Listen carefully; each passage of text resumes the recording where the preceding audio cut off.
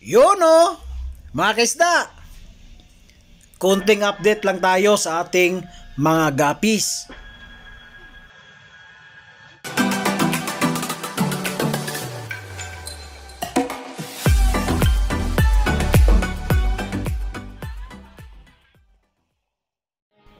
Good day mga kaisda. Good day sa ating lahat. So, sobrang tirik na tirik yung araw mga kaisda.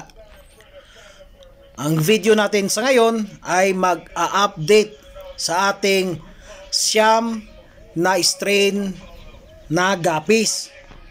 So, mga kaisda, unahin po natin ang itong Yellow Lace Top Sword. So, sa ngayon, yan po ang ating inbreed na Yellow Lace Top Sword. At meron na din tayong nakuha na mga fry niyan. Andun sa baba. Marami. At ito naman yung aking grooming na talaga. Na virgin pa. Na EFR. Male EFR mga kaisda. Hindi pa yan nakatikim kahit isa. So yan po ang ating grooming, no, na male EFR. So napakaganda mga kaisda, no? At ito naman yung ating next, no? Yung ating P-Dirt. Yan. Ito po ay half moon, no? Isang magandang klase din na P-Dirt mga kaisda. Mura lang po yan. 50 yung tryo pagkabili ko. So, meron na din tayong fry nun. At siguro sa next video natin ay may pagkita natin yung male, yung parents at saka yung fry, no? At sa next naman mga kaisda, yung nasa ito, mga kaisda, ayan po ang ating Metal Yellow King Cobra. Yan mga kaisda. Maganda pong klase yan dahil high dorsal po ang ating Metal YKC mga kaisda. At makikita nyo din dyan, merong mga fry, no? So, hindi pa nakuha yung fry. Video. Merong fry mga kaisda, no?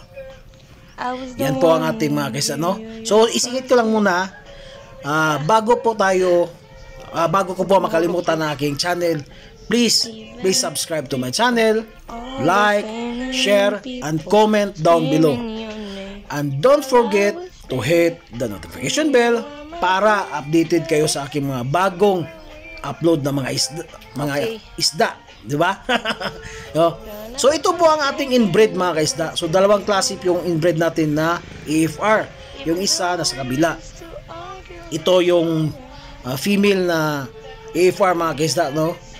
At saka mga kaisda, ako'y magsa-shoutout sa aking isang idolo na YouTuber, si Anli Gapis mga kaisda, no? Nakakatuwa, no? Sobrang tuwa ko.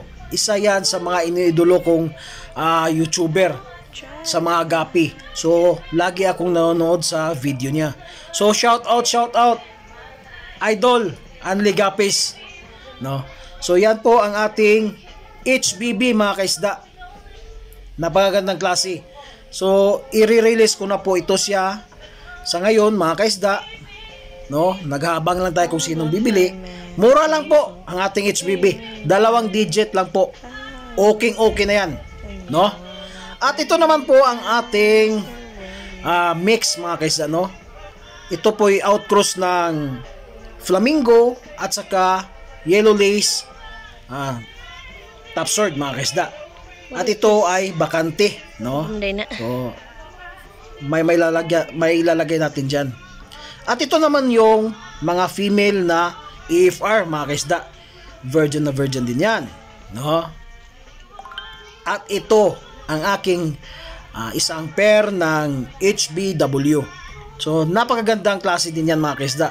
At ito po ay freebies ng ating EBT mga kaisda. At ito yung aking Flamingo, no? So kung merong bibili sa akin, i-free ko po yan.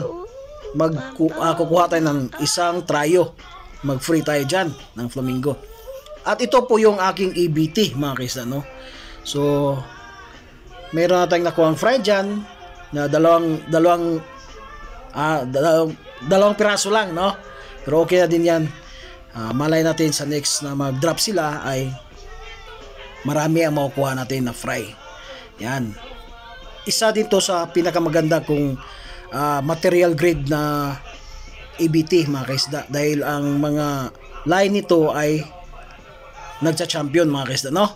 So yan po ang ating EBT. So napakaganda yan, mga kaisda, at nabili ko din yan ng saktong presyo, no? So ito na ang ating purple bodied. So sad to say, itong purple bodied natin ay namatay lahat. Ewan ko anong nangyari. Sayang na sayang nga no? Ito ay mga inbred ko na yan, outcross ko na yan, mga kaisda. Mix ng EFR at saka flamingo. At dyan sa kabila naman ay fry ng ating P-dirt, black lace, mga kaisda. Yan. Pero malaki na yan. Makikita nyo sa next video kasi nilipat ko na yan At saka ito naman ang ating P-dirt, mga kaisda. So medyo may kulay na din yung iba, no? At last meron na din tayong paputang Juby na P-dirt. At magbibinta din tayo ng mura dyan, no? So ito din ay flamingo, mga kaisda, no? Marami na tayong flamingo. Kaya kung gusto kayong bumili sa akin, napakamura lang, 2 digit, except sa EBT at saka black lace. Sa mga lace ko, except niyan. Pero sa mga AFR, half black, blue, flamingo, 2 digit lang, okay na yan. Napakagandang pattern ng ating black lace, mga kaisda. Makikita nyo yan sa next video ko dahil meron silang sariling ginawan ko ng sariling video yan. At ito naman ang ating parents ng HBB. Maganda ding klase yan, mga kaisda, no? So yan po. At yung mga fry nito, yung mga Juby na, ay 2 digit lang, mga kaisda. 2 digit lang. At ito din ang ating gagawing inbred na AFR. Napakagandang klase po yan, mga kaisda, dahil napakagandang mga parents niyan. At ito din yung ating fry ng AFR, mga kaisda. Kunti na din sila. Kapatid yan sila sa baba. Yan, mga kapatid yan. So yan po, mga kaisda, no? Ito yung ating mga update sa ating mga munting isdaan. At ito naman yung mix, mga kaisda, no? Makikita nyo naman, maraming fry din dyan. Guppies, flamingo, swordtail. Napakagandang klase, mga kaisda. Kaya lang yung ating swordtail ay mahinang klase. Mahinang nila lang, 'di ba? So, yan lang po muna ang ating mga update sa ating Paksiw Pax fish farm, mga kaisda. So yan, mga kaisda, nakikita nyo. So hanggang sa muli, ako'y magbababay na. Happy farming. Bye bye.